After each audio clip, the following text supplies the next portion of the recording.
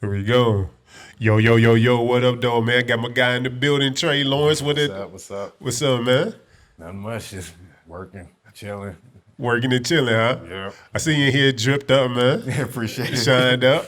Yep. Yep. 2020 looking like it's taking off good for you right now, right? Yeah. Yeah. Just trying to start off strong with new content, singles, working, doing different features, stuff like that. So, yeah. Hell yeah, man. 2020 been rough, man. I mean, it's like, I know for us, excited to see a new year, man, but it seemed like it just kind of started off rocky, man, with, Yes, very. death of Kobe, rest in peace to him, man, Yeah. and things like that, man. But I appreciate you, being here because, Kobe, man, it humbled me, right? It reminded me that, death isn't a respect of person, right? It don't care how many kids you got, how rich you are, how poor you are. It don't care about none of that, man. So we got to take advantage of these opportunities. You know what I mean? Yeah. But again, bro. So Trey Lawrence, man, where you from? From the Dallas area, really in between Duncanville and Cedar Hill. They call it the Woods. Okay. uh, Basically 574 Woods areas because the Dart bus is a 574 bus that goes through there. So they just call that area the Woods. So I'm pretty much from that area. Been there for about 18, 20 years before I moved to DeSoto. But yeah. Okay. So I've been checking out some of your records, man. You know what I'm saying? Definitely got that vibes. Definitely got that Texas sound. Yes, I get that a few times. What is your influences when it come to hip hop? People like influences in hip hop. I'm more like I'm more like that laid back sound. Yeah. And it doesn't even really have to be like Southern or Texas. It just I guess that's kind of what stuck. Like that was something that I was good at doing. Yeah. But like I get heavy influences from Wiz, from Currency. Okay. And everybody who knows me knows that I listen to them. Are you a stoner? Because both of them they smokers. And the crazy thing is, I'm not even a smoker. Like, Okay. I just like chill vibes, like just the sound of it and everything. Like, so I mean, people would think that, but yeah, I'm more of a drinker anyways. But yeah, So I had an artist on there, Trey Ward, you know what I'm saying, doing this I know thing. Trey Ward. He gave me the origin of your name, so now I got another Trey. Yeah. Trey Lawrence, man. with a Y, Trey.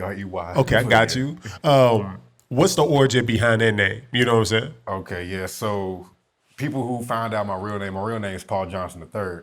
God damn. Yeah, This shit is it completely sounds real formal. okay. So it's completely different from Trey Lawrence. So they wonder how you get Trey Lawrence from Paul Johnson III. Most people who are the third, their nickname is Trey. So Facts. I've been called Trey all my life. So that's where the Trey came from. Lawrence is my middle name. So and really I wasn't even going by that at first, but when I decided to come out with something more authentic, something that was me, Yeah. that was just the perfect fit. I'm like Trey, Lawrence, and I just put those two together and it stuck. What is it about, man, hip hop that like kind of drew you to this niche, man? There's so many genres of music and so many other facets of entertainment, sports, acting that people can go into. Why hip hop? I've always had a love for just music in general. And I guess since I was mostly around hip hop, Yeah. like kind of a product of your environment type deal. But I don't know, it always stuck out more to me because I like, drums, I like, all that stuff, just how it sounds in general. So, just hip hop fanatic all around. Okay. So yeah. For how old were you when the first time you wrote your first bars? Man, I had to be like, probably like 11 or 12. Okay. Yeah, 11 or 12. You remember that first rap you wrote? I couldn't recite it to you. You know what? I always like to ask this question, right? Yeah. Was Trey Lawrence your very first rap name? No, of course. Give me the very first rap name. Very first. It's gonna be kind of embarrassing just hearing it back, but I probably like just playing around. I think it was hazardous. or Hazardous? something. Yeah, and then one that stuck a little bit longer was endemic. I was Okay. going by endemic for like at least a year or two. My email is still that. You hit me today. It's gonna say endemic Trey. Okay. So yeah, that's kind of What made you jump off that endemic and go to Trey Lawrence? My homeboy, a lot of the people know him too. Nate, he goes by Joe May now, but he told me, he was like, one day, I guess just he wanted me to find like a name that sounded more, I guess I don't know. Because I knew there was probably a name that was gonna come later on, but I didn't know. But he decided. Well, he gave me the suggestion to change it, and so I went and just thought of that on my own. I came up with Trey Who the Lawrence. fuck is Nate to change your name? Nate is somebody he's somebody I look up to, cause like. So He was rapping before me, like this is my day one, bro. So like he that was nigga got a before me. platinum plaque. Like, Nah. I ain't gonna tell you to change your fucking name. And They it was should like- change his It name. was a suggestion. It was really a suggestion, and I kind of ran with that. And I'm like, you know what? Because I was kind of tired of that. Yeah. I was like, endemic, like that's not me. Like I wanted something more authentic. I got you. Because around that time, you heard people started coming out with their own names, like Kendrick Lamar. People started using their actual names for their stage names. And so I was like, let me find something. And what was that's Nate's unique. rap name? His was Nature Nate. Oh, it seemed like I heard of Nature Nate. Oh, yeah. A lot of people have. He changed it now, though. But yeah. Okay, I got you. That name sounds familiar. Okay, shout out to Nature Nate, man, out here changing names and shit. He goes by Joe May now. But Okay, yeah. no doubt, bro. So a lot of music dropped recently, right? You know what I'm saying? Eminem dropped a new project. Yeah. I'm an M fan. Lil Wayne just dropped a new project. Yeah. Which one are you tapping into? What you listening to? I'm probably, because I heard the Eminem one when it first came out. Okay. I didn't get through the whole thing because it was a double album. It was it's long. a long track. So, yeah, I kind of took breaks, came back. Wayne's. It's just as long, right? Wayne like 24 songs. It was, and I think the only reason I actually listened to Wayne's a little bit more. Okay. And I think that's just because I was able to, because I wasn't working, because I work a week on, week off. I got you. On my off week, I was listening to him, and I was like, you know what? It kind of stuck more, but I'm probably more of a Wayne fan than him, to be honest. So I think listening back to the song that I like the most on there, that's joined with him and Young M.A., yeah, that was a nice one. that one hard. So I kind of stick and listen to that one more often. Wayne, I haven't gotten all the way through yet, but I think I inclined to, I guess, check in more with Wayne because, shit, we only got one album from him in like 10 About a years. year.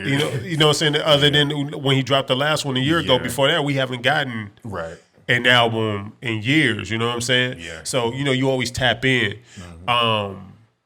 But I fuck with Wayne. I think with Wayne, I still start to hear the same punchlines a lot. Like you always have "Life is a bitch, life is a bitch, life is a bitch." You know what I'm saying? You always kind of hear that.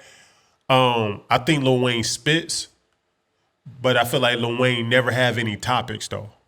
Oh, got you. Yeah. You know what I'm saying? It's like, what the fuck is your song about? And people could say the same thing about M sometimes. Like, well, no, M would have No. songs with topics. He would definitely have topics. The Yeah. thing that you would get with M is he either sound too angry or he sound like too complex. Right. You know what I'm people saying? would hear all the words together and they'd be like, yeah, he said, a whole bunch of words, but he was like, but what do it mean? Like, but I guess that's really only coming from people that, like. Because, I mean, you can't, Eminem songs always got some type of context to it. Yeah. It's just about, do you feel like deciphering all the words and breaking it down Right. to hear the content, right? Lil Wayne, he just giving you bars and you be like, damn, that's a hot bar. But it's just a bunch of hot bars lined up together. At the end of the day, Yeah, that's true. you be like, okay, what this song is about. I see what you mean now. You know what I'm 'Cause saying? Eminem, he would have like a subject and then there'll be a whole bunch of bars, but it all wrap into that same subject though. But At you the don't end feel of the like day. decoding it. You like, bro, Right, what is yeah. he saying? You know what I'm saying? And I feel like with Eminem, what I used to love so much about Eminem, he was able to infuse humor into his music. But now he got just so serious. Like I think he's older. He's trying to prove that he still has a standpoint in the game. But it's Yeah. like, bro, like just have fun. You know what I'm saying? But he got a song with Ed Sheeran. That joint rock to me. Wayne, I still got to digest his album. I don't know why people drop albums with 24 songs. I just can't. Yeah. I guess my attention span has been brought down that I can't enjoy that much content. A lot Like, of people's yeah. Kanye messed it up, bro. Give me like 7, 8, 9, Yeah, maybe just 12 hot 7 tracks. solid I'm tracks. cool. I'm cool. 24, and when Chris Brown dropped that one joint when they had like yeah. Twice. He did that last year and then this year with another just full album with like 30-something songs on it. And you never get like the whole thing. But what I heard One is it makes them go get certified gold, platinum faster yeah. because you got more songs with more streams. That makes And so sense. seven songs with 1 million streams, that's harder to get than to 24 songs and get, 1 million streams. You can get to Yeah. 1 million streams with so many more songs. Yeah, and Then another this- reason people are finessing the streaming game is with like shorter tracks. What you think about that? It's smart because it builds replay value. Like Yeah. it's short and you liked it, you're gonna go back and replay it. You're gonna That's go back real. and replay it. That's another stream. That's another stream. So it's cool, but like sometimes you just gotta have a full body of work, a full track. So What's I'm a full track to 50-50. you? How old are you? I'm 24. So what's a full track to you? A full track to me is like pre-chorus, chorus, verse, verse 2, maybe a bridge after that, and then another chorus at the end. Like maybe 3 hooks. Like that's a full song. I don't always do that though. But my It can be day, long. a full song was 3/16s. It hooks in between all 3/16 Oh, okay, yeah. bar verses. So like 3 verses on it. Yeah. Bro, it was not a song unless that song was at least 3 minutes 45 seconds, 4 minutes per song. Like now, bro, it'd be like shit. So, I don't know. You heard Gun's song, him and 10K, that Aloha. Yes, you heard that I may song. have. They I got don't like a know. song. That song hot. It did numbers, bro. But that song is like 1 minute and 45 seconds long. Yeah. It'd be like shit. You know what I'm saying? By the time you get to enjoy it, it's off. Right. But I'm cool with the shorter songs. I don't have to hear a third 16. I don't even have to hear 16 bar verses. I'm cool with a solid 12, 2 12s, Yeah. 2 hooks. I'm cool, man. Get me in, get me out. I'd rather be like, oh man, it went long enough than to be here and be like, bro, turn this shit off. Right. You get bored of it and then be like, all right, next song. So yeah. No doubt, man. So being in this hip hop game, bro, a lot of people come through, man. It's a lot of obstacles you gotta overcome, right? Mm-hmm. It's expensive to make it in the hip hop game, man. You know what I'm saying? It's a lot of people out here that's sharks, man, trying to get some money, bro. So what is like some of the biggest obstacles that you went through while navigating this hip hop game as an underground artist? Just really a bunch of trial and error. Like you never really learn until you go through it and physically like witness getting, finessed or getting scammed a few times. Ooh, so you been finessed. Oh, yeah, plenty of times. Like All right, a lot of artists have. give me the story of the finesse, man. I love a good finesse story. So, I mean, there's like smaller ones, like at first, like red flags to look for anything that requires you to send some type of payment before, you get anything. Like Cash App is that's not a trustworthy source, of sending payment to anyone because you can't get that back. There's no refunds, retracing. Like Big that's up to facts. them. That's up to them to send that back to you if they feel like it or not. Otherwise, they just ran off with your money. So, like, just things like that. And it'll be simple stuff like pay me for promo, and like maybe somebody hit you up on Instagram in a DM. Like, you send $20, I'll put this on my page. And they'll have the followers. They have everything to make it look right. You don't know how many of those followers are bots. What their engagement looks like, how long they're gonna keep it on there. And so, or sometimes if they even gonna post it. So you can pay for something and then you just not hear from them again. Yeah, So that's real. That's one thing. The biggest thing that happened with me though is I ended up flying all the way out to Detroit for a potential like record label. Shout out to my city. Record deal that was supposed to happen. And it just didn't turn out how it was supposed to. So give me the specifics, right? So here it is. You here in Texas. Mm-hmm. How did this record label approach you? Because we gotta educate our audience, man, so it don't happen to them. Exactly, and that's why I want to tell this story. And I'm sorry on behalf of my Detroit people, man, my fellow Detroiters, that it happened to you, man. So like, give me. And really, I don't even know if they were from there. That's just the city I went to. They were from New York. They had New York numbers because this was supposed to be with Rock Nation. Okay, so let's start from the beginning. I'm my ears are open. Okay. Okay, so how do they contact you? All right, so it was really around this time in 2016, like around January, February. I wake up one day and an A&R supposedly from Rock Nation, hit me up through the DMs, and actually I told this story on my album. It's the song is called Detroit 2016 in parentheses. It's really called Life, but I at the end of the song I just tell the whole story, but not as in depth because the track would be too long. But anyways, I wake up one morning, I get a DM. He was like saying he was interested in my music. You know, he was checking out my page and stuff. And he was like, we got to get you, we got to get you out here to record. You know, he wanted to hear more of me and see more of me. So I'm like, okay, cool. He, told me to give him my contact info, like my number, email, stuff like that. So I sent that over. And then, let me see. Yeah, because I sent that stuff over. And then another person, which was supposed to be the VP, I think the VP of Rock Nation is Lenny Santiago. This person was posing to be that dude. And I Googled the number because I was skeptical about it at the first place. This is not an opportunity most people hear of or get. Yeah. So, I had my doubts too, of course. So I Googled the number. It turns out, the first thing I see is, Rock Nation building, the address, yes, everything. It was the same number. And I was like, what? So basically, me still talking to the A&R through the DMs. He was like, we got to get you out to New York to record, to come up with, a debut EP, maybe an album. We're going to have a budget for you, all of that stuff.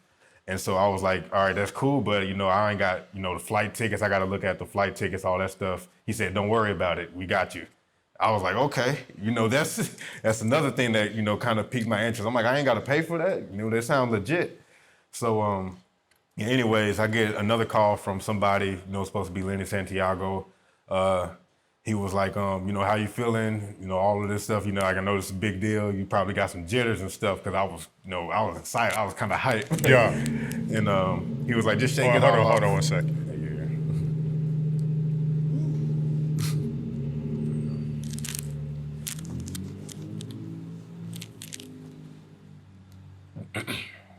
All right, let's start back from the last part. All right.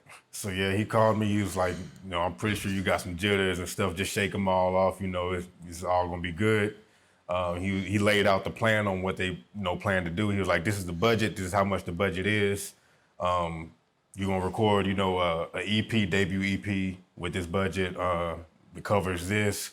After that, I was supposed to go to LA. Okay. Because, originally supposed to go to LA to do, go to New York to do it, and then go to LA after New York.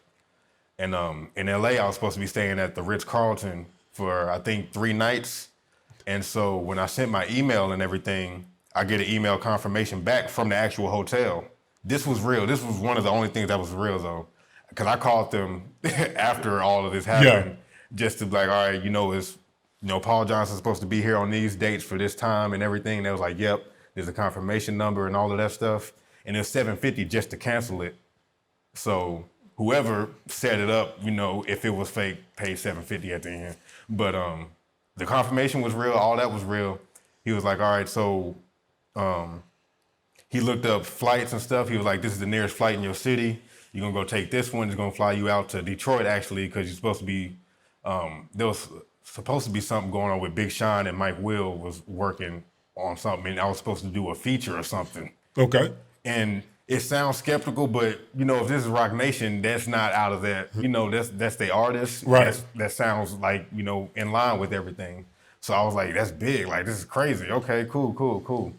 And so one of the red flags that I didn't really pick up off of is I ended up having to pay my way up there. They was like, we're gonna take it out the budget. Don't trip. I got caught up with some stuff, but he's like, for now, you're just gonna have to pay for your ticket out here. And so, I did that. Meanwhile, I'm telling my stepmom and my dad and everybody about this, and they already think a lot of stuff is a scam. So, of course, something like this, they're like, who you check everything out? Is this seem to be checked out? It was like, it's a scam, don't do it. I'm like, I got the confirmation number from the hotel right here. Like, this is real. Like, I was telling them that, and they was like, all right, okay, just be careful then, though. So I get on the plane, I fly out to Detroit and everything. Somebody was supposed to be meeting me there to drive me to the studio session where Big Sean and Mike Will was recording at. So I get on the plane, and meanwhile, like because actually there was supposed to be a limo from the airport to take me to the hotel, and then I was supposed to go to the studio. So when I got to the airport and I landed and I called them back, I'm like, all right, I just landed over here. I'm here, everything. And there wasn't a limo. I was like, all right, what happened to that? that's when they kind of got a little hostile. They were kind of being pushy about it. It was like, this is a big opportunity. You know, why are you worried about like small stuff like where the limo was at? You like this. You supposed to be recording with this person and that. You know, he was like, just relax. We're gonna take it out the budget and everything. So don't trip about some small stuff like that. And these people from New York, they sound legit and aggressive. Yeah. So me having all Southern hospitality, being nice and stuff, I'm like, all right, cool, fine. Maybe I'm tripping. And so I go on through it, and what happened next? Yeah, somebody was supposed to meet me at the hotel. That was supposed to be paid. Wait, so for. what picked you up from the airport? No, that wasn't a limo. I had to end up getting an Uber to the hotel. Okay, damn, okay. But they gave me the address to the hotel I was supposed to be at, so I did that. And there was supposed to be somebody there meeting me to take me to the studio. That actually happened. But they changed the hotel. It was a different hotel. I went to one, and then it was like, okay, it's supposed to be this one. So I go to the other one, which it was just across the street. It wasn't nowhere far. So I go to that other hotel, and I wait on the car. And it was somebody in the black car pulled up, asked who I was and everything. Everything checked out. And so I got in the car. This dude put out a red folder. It had a Rock Nation watermark on the page. It was a full layout of everything that was supposed to happen with, signatures on the bottom, everything, vice president's number. Meanwhile, I was throughout the whole thing, I'm checking numbers and stuff. Is this the real deal myself? Because I was skeptical about everything. Everything was checking out.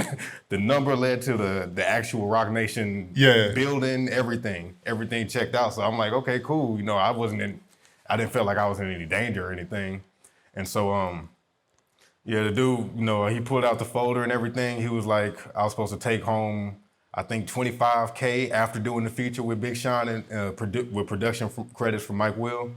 And I was tearing up because he was like, yeah, it's the real deal. He was talking to me. He was like, oh, shit. Because I fought so hard to get to that point. He was like, hey, you did it. He was happy for me. He, was ecstatic and everything. He was like, a lot of people don't get this chance, man. He was like, you coming from, Dallas and everything, and an upcoming artist. He was like, a lot of people don't get this chance, so just soak it all in, man. He was like, you made it, just the real deal and everything. But he only said that after I questioned him about a few things. Yeah. So that just gave me more confirmation. But on top of that, as we're going to the studio, I look on the screen in his phone, and it says Mike Will made it, and the number behind it, and he's talking to the guy on the phone. I was supposed to, another red flag I didn't bring up.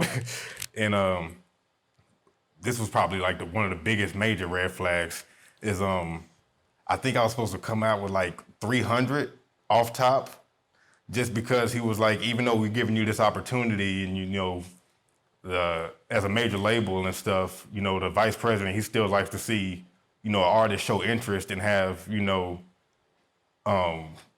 some type of hunger, for it. So he was like, all we asked for is 300 off top. And then on the contract, they said the percentage splits was 70-30. Okay. So they keep 30, I was getting 70. He was like, yeah, we showing y'all love around here with that. So oh, shit. Everything, I'm telling you how legit all this stuff looks, man. Like, all of this stuff was checking out to look legit. So, I was just happy about the whole situation and stuff. And, but yeah, so I was supposed to come out with like 300 or something off top, and I paid that. I got to Detroit, and I paid, it was some more money for something, I forgot, with the studio session. Yeah, for the session. I was supposed to pay a part for the session, and I took out the money for that and gave it to him. And it was really supposed to be more, but my bank only allowed me to take so much out of the ATM at once. Yeah. Which is good, that's for security measures.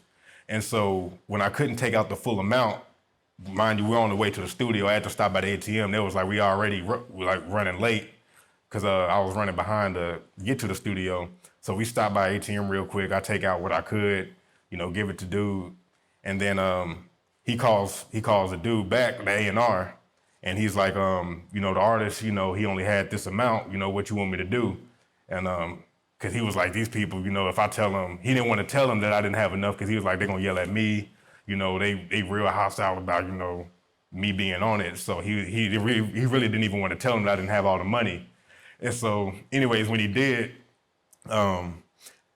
And whoever was it that said Mike Will made it called him. He was like, the artist ain't got this much. He was like, what you want me to do? He was like, just take him back to the hotel, and he can't get the rest out till tomorrow, so we'll try it again tomorrow to get the rest out.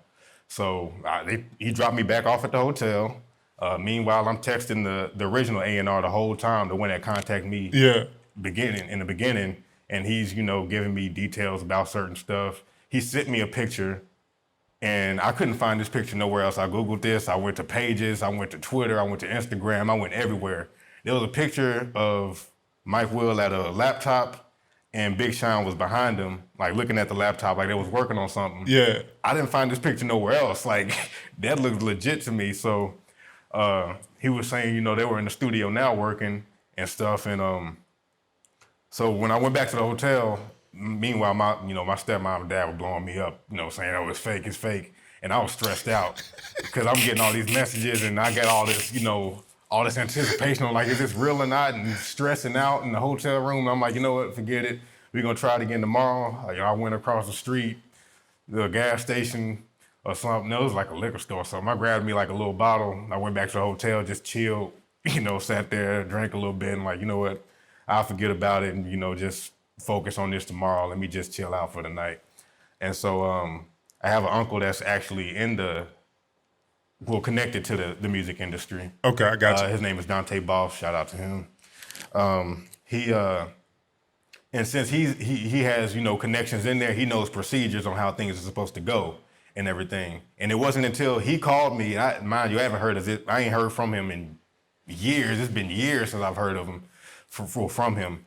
And when he called me and telling me, this is how this is supposed to work, he was like, you don't understand. Like, I know people in Rock Nation. He was like, this not, how they do business. This is not how they run business. He's like, I got people in there that owe me favors, all this stuff. Like, he was like, this is not how they operate.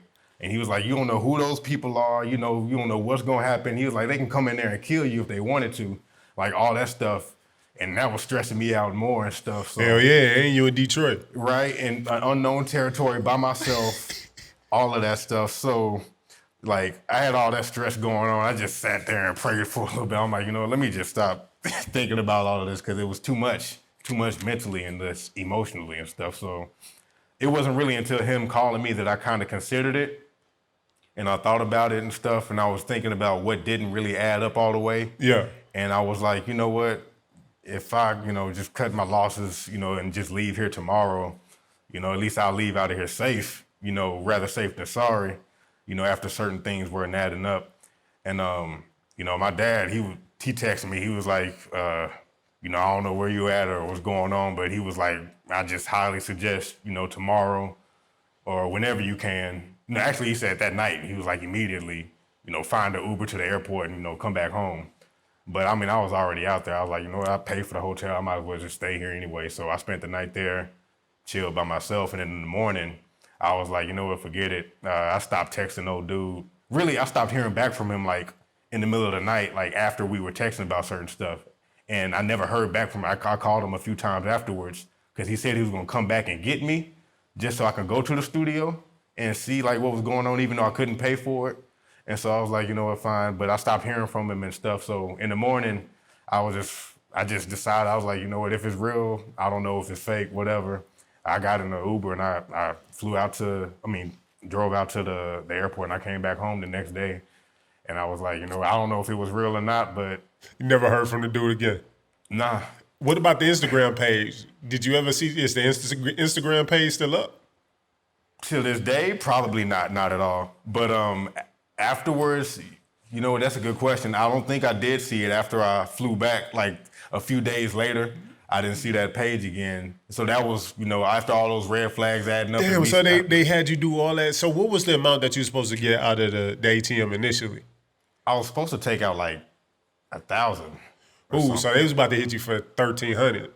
Probably, yeah, about 1,300. Because you got 300.